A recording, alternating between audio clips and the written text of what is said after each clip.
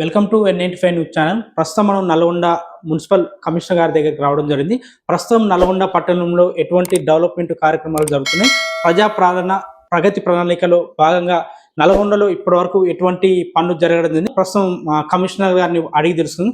Sir నమస్కారం sir, చెప్పండి, ప్రస్తుతానికి నల్గొండ పట్టణంలో ఎటువంటి డెవలప్మెంట్ కార్యక్రమాలు జరుగుతున్నాయంటే ఏం చెప్తారు? 99 రోజుల కార్యాచరణ ప్రణాళిక భాగంగా ప్రజాపాలన ప్రగతి నివేదిక అనే కార్యక్రమం ప్రస్తుతం చివరి దశలో ఉన్నాం. ఈ దశలో ముఖ్యంగా పర్యావరణ వారోత్సవాలు నిర్వహిస్తూ ఉన్నాం. ధార్మిక్ జూనియర్ కాలేజ్, మీ కలలకు రెక్కలు ఇక్కడే, మీ విజయం వైపు మీ తొలి అడుగు కూడా ఇక్కడే. ఇంటర్ తో పాటు పోటీ పరీక్షల్లో టాప్ కావాలంటే సరైన ఎంపిక ఇదే. నల్గొండలో విద్యారంగంలో కొత్త అధ్యాయం ప్రారంభం కానుంది. ప్రముఖ విద్యా సంస్థ గౌతమ్ గ్రూప్ ఆఫ్ స్కూల్స్ ఆధ్వర్యంలో ధార్మిక్ జూనియర్ కాలేజ్ ప్రారంభం కానుంది. ఆధునిక విద్యా విధానాలతో పోటీ పరీక్షలపై దృష్టి పెట్టిన ఇంటిగ్రేటెడ్ కోచింగ్ ద్వారా ఈ కాలేజ్ విద్యార్థుల భవిష్యత్తును విజయ పదంలో నడిపించేందుకు సిద్ధంగా ఉంది. MPC plus IIT JEE, BiPC plus NEET, MEC plus CA, CMBA వంటి కోర్సులు ఒకే చోట అందుబాటులో ఉండడం ప్రత్యేకత. ఇంటర్మీడియట్ తో పాటు పోటీ పరీక్షలకు సమగ్ర ప్రిపరేషన్ ఇవ్వడం ద్వారా విద్యార్థులకు డబుల్ అడ్వాంటేజ్ లభిస్తుంది. అనుభవజ్ఞులైన ఫ్యాకల్టీ ప్రతి విద్యార్థి పనితీరును విశ్లేషించి మెరుగుదల దిశగా మార్గనిర్దేశం చేయబడుతుంది.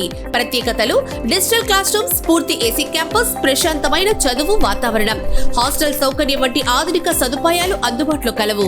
విద్యతో పాటు వ్యక్తిత్వ వికాసం, క్రమశిక్షణ, కమ్యూనికేషన్ స్కిల్స్ పై కూడా ప్రత్యేక దృష్టి పెట్టబడుతుంది. అడ్మిషన్లు జరుగుతున్నవి. మరిన్ని వివరాలకు సంప్రదించండి 9912753000. మా చిరునామా వివేకానంద విగ్రహం ప్రక్కన, హైదరాబాద్ రోడ్, నల్గొండ. దానిలో భాగంగా వార్డు సభలు 4 విడతలుగా ఏర్పాటు చేశాం. ఈ 4 విడతలలో 4వ తేదీన కొన్ని, 6వ తేదీన, 8వ తేదీన, 10వ తేదీన, ఈ విధంగా 4 విడతల్లో 48 వార్డు డివిజన్లో లేదా వార్డులలో ఈ వార్డు సభలు నిర్వహిస్తున్న సందర్భం. ప్రధానంగా ప్రజల నుంచి వచ్చే సమస్యలన్నిటికీ ఏదైనా వినతులు వస్తున్నాయో, ఏదైతే దరఖాస్తులు వస్తున్నాయో, ఏదైతే ఫిర్యాదులు వస్తున్నాయో వాటన్నిటి కూడా స్వీకరించి వాటి సమస్య పరిష్కారం కోసం నిరంతరంగా ప్రయత్నం చేస్తాం, వాటిని పరిష్కరిస్తాం. అదేవిధంగా అభివృద్ధి విషయానికి వచ్చినప్పుడు పట్టణంలో డ్రైన్స్ కానీ, రోడ్స్ కానీ విరివిగా పనులు జరుగుతూ ఉన్నాయి. 100 కోట్లతో అభివృద్ధి పనులు లేదా మౌలిక సదుపాయాల రూపకల్పన అనేది కార్పొరేషన్ ప్రజలు నిరంతరం జరుగుతూ ఉంది.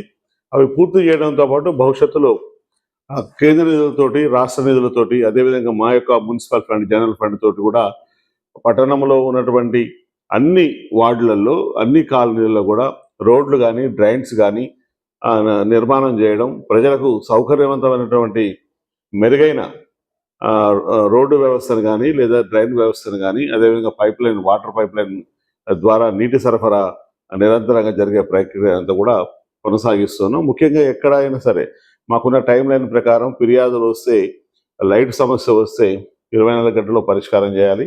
అది త్రాగునీటి అంటే లీకేజీలు అవి ఉంటే కూడా 2-3 రోజుల్లో పూర్తి చేయాలి. అదేవిధంగా మిగతా సమస్యలు కూడా ఉన్న టైం లైన్ ప్రకారం ఆన్లైన్లో వచ్చిన ఫిర్యాదులు కానీ, ఆఫ్లైన్లో వచ్చిన ఫిర్యాదులు కానీ అన్నింటినీ కూడా నిరంతరంగా సమీక్ష చేసుకొని ఎప్పటికప్పుడు వాటిని పరిష్కరిస్తూ ప్రజలకు ఎలాంటి ఇబ్బంది కలగకుండా భవిష్యత్తులో మెరుగైన మౌలిక సదుపాయాల రూపకల్పన దిశలో ముందుకు సాగుతున్నాం. ఈ క్రమంలో ముఖ్యంగా మాకు ముందుండి నడిపించేది మా గౌరవనీయులు మంత్రి మరియు కోమటిరెడ్డి వెంకటరెడ్డి గారు, అదేవిధంగా వారితో పాటు మా మేయర్ బురి చైతన్య శ్రీనివాసరెడ్డి గారు. వారి యొక్క ప్రోత్సాహంతో నగరంలో అనేక వసతులు కల్పిస్తున్నాం. ముఖ్యంగా మౌలిక సదుపాయాల రూపకల్పనలో నిరంతరం కూడా ఈ ప్రక్రియ కొనసాగుతుందని తెలియజేస్తున్నాం. Thank you. రాబోయే వర్షాకాలంలో దృష్టిలో పెట్టుకుంటే ఏమైనా యాక్షన్ ప్లాన్ లాంటిది ఏదైనా అంటే దోమల కోసమైనా, కాలువలలో వాటర్ రోడ్ల మీద నిలిచిపోకుండా ఎటువంటి ప్లాన్ రాబో వర్షాకాలాన్ని దృష్టిలో పెట్టుకొని ఇప్పుడు జరుగుతున్న వార్డు సభల్లో కూడా దాని మీద చర్చిస్తున్నాం. ఎక్కడ వాటర్ స్టాగ్నేట్ అవుతుంది, ఎక్కడ వాటరు లో లైన్ ఉంది, ఏ ప్రాంతాలు మునిగిపోయే అవకాశం ఉంది, ఏ కాలనీలు మునిగిపోయే అవకాశం ఉంది, అలాంటి ప్రాంతాల్లో డ్రైన్స్ క్లియర్ చేయడం, వర్షం నీరు పడినట్టు వెళ్ళిపోయేటట్టు ఇళ్లకు రాకుండా ఏర్పాట్లన్నీ కూడా చేస్తూ ఉన్నాం. రాబో వర్షాకాలాన్ని పూర్తి స్థాయిలో కార్యాచరణ ప్రణాళికతో ముందుకు సాగి ప్రజలకు ఎలాంటి ఇబ్బందులు జరగకుండా అన్ని ఏర్పాట్లు కూడా చేస్తున్నాం. ప్రధానమైన మున్సిపాలిటీ మీద ప్రధానమైన విమర్శ ఏంటంటే శానిటేషన్ సరిగా ఉండదని కూడా కొన్ని విమర్శలు కూడా వస్తున్నాయి. అక్కడక్కడ చెత్త పేరుకుపోయిందని కూడా.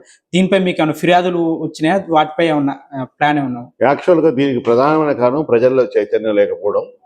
ఇప్పుడు సాలిడ్ వేస్ట్ నిబంధనలు 2026 ప్రకారం ప్రతి ఇంటి నుండి చెత్త గతంలో 2 తడి చెత్త పొడి చెత్త అనేది ఉండే, ఆ తర్వాత హానికరమైన చెత్త 3 చెత్తలుగా వచ్చినాయి.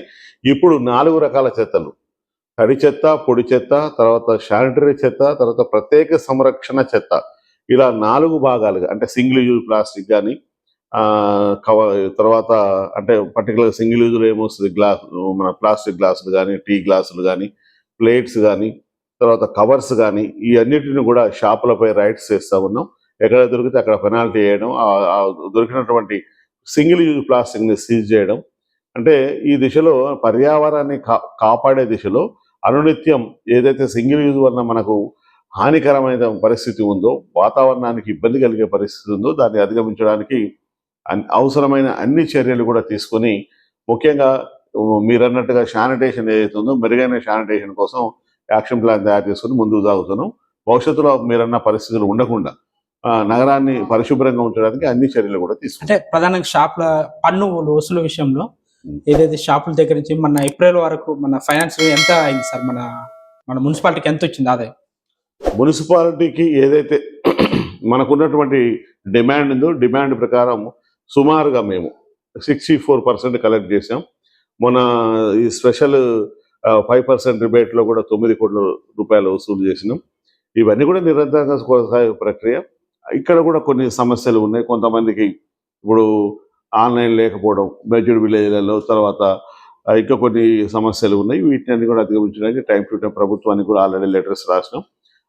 ఆ ప్రతిపాదనలు మనము యాక్సెప్ట్ అయ్యి మనకు వస్తే ఇవన్నీ కూడా ఆన్లైన్ చేసి ఉన్నటువంటి డిమాండ్ పెంచుకొని అన్నెసరీగా ఉన్నటువంటి వాటిని తొలగించి యాక్యురేట్ డిమాండ్ అయితే ఎప్పుడైతే ఫిక్స్ అవుతుందో దాని ప్రకారం పన్ను మెరుగైన ఇంకా వసూలు చేయడానికి ఈ 64 కాకుండా దీన్ని 100% వసూలు చేయడానికి అవసరమైన చర్యలను కూడా తీసుకుంటాం. నల్గొండ పట్టణంలో అక్రమ కట్టడాల మీద మీకు ఏమైనా ఫిర్యాదులు లాంటివి ఏమైనా వస్తున్నాయా?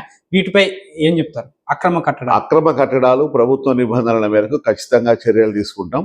మేము ఏదైతే మా దృష్టికి కాంప్లైంట్ వచ్చిందో ఆ కాంప్లైంట్ ప్రకారం వాళ్ళకి నోటీస్ ఇస్తాం, వాళ్ళ వివరణ తీసుకుంటాం, వాళ్ళ డాక్యుమెంట్ వెరిఫై చేస్తాం, వాళ్ళ పర్మిషన్ ఉందో వెరిఫై చేస్తాం, చట్టం ప్రకారం వాళ్ళపై చర్యలు తీసుకుంటాం.